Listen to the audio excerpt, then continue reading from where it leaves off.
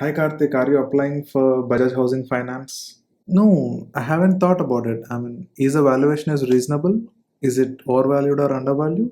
Who cares, man? Whole social media is talking about it.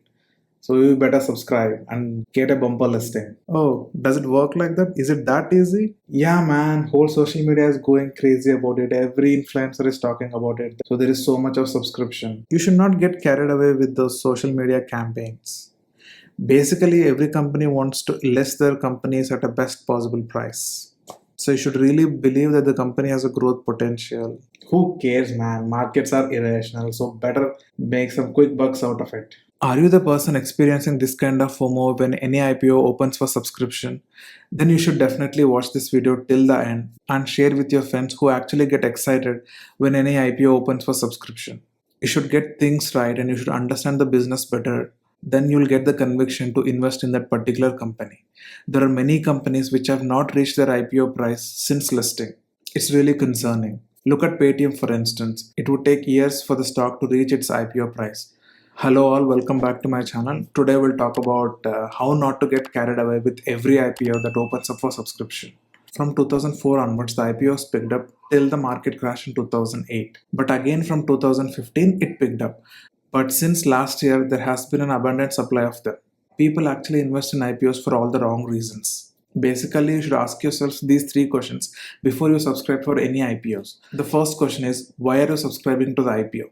I remember one of my friend telling why she subscribed to Mamaearth IPO. It is because she used their products and she felt that their products are superior. Is that the sufficient reason to subscribe to IPO? Just because you like the brand and its product, does it mean that it will sustain in the long run? Being a consumer is very different from being an investor. What she did not want to admit is she wanted to apply because everyone is applying. Since everyone is talking about it and it's everywhere in the social media, she don't want to miss out on this opportunity. It is actually the FOMO, the fear of missing out is actually prompted her to apply for this IPO. If you look at history during the technology boom in 1999 and 2000, all the company had to do was just to affix a .com to its brand. So there were so many takers for it. Just see after that, so many companies have delisted and disappeared completely. Only Amazon and eBay emerged as a winner of .com bubble. The next question that you should ask yourself is, what is your investment thesis? What is your honest opinion on the basic business model of the firm? Its growth potential, its financial stability and cash flows, its unique selling point, and how it is actually standing against its competitors. The background and the execution of the promoters and the management. Does your analysis tell you if the issue price is overvalued or undervalued? What does it tell you about the fundamentals of the company? And you should also ask yourself, what is the purpose that the company is actually raising funds in the first place? Business expansion, debt repayment, acquisitions, or group of initial investors desiring for an exit? Generally, when a company wants to sell its share to public, right, they would obviously want the maximum possible price for its original investors. That is the reason many IPOs comes when there is a bull market, because that's when the prices are high, expectations are irrational, and the investors are willing to pay any price that the company offers. The cocktail of greed and overconfidence is the right time for promoters to dilute their stock. The company coming out with an IPO in a bear market is highly unlikely because they will not get the best possible price for the stock. And the next question that you should ask yourself is, are you buying only to sell? If you're actually buying this IPO to sell on the listing day, you're not alone. Many non institutional investors borrow the money and invest in IPOs to double their money. What basically they're doing is they're looking for listing gains. Within the first week of listing, over 60% of non institutional investors and 40% of retail investors exit their positions.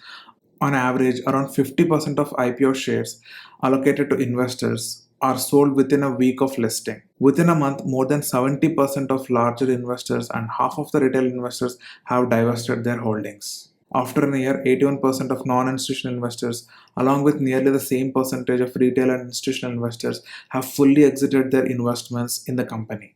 Investing on the assumption that the price will shoot up on listing day is nothing short of a gamble. The risk here is so high. There are many stocks which are trading currently in the market are not able to reach its IPO price. Basically, if you think valuation of the company is reasonable and you believe in the growth of the company and the management, you should apply for the IPO and don't get disappointed if the IPO is not allotted to you. I agree that there are many success stories. People have doubled their money. For every IPO that made huge money from listing, there are many that did not. If you like an investment, pay the right price and hold. The chances of losing money slim down substantially. If you buy a stock at the right price and hold, you are less likely to lose money. Never forget that investing is as much as about not losing money than about winning money. If you like my content, please like, share, and subscribe. Do let me know in the comments below what are the things that you consider before you subscribing for any IPO.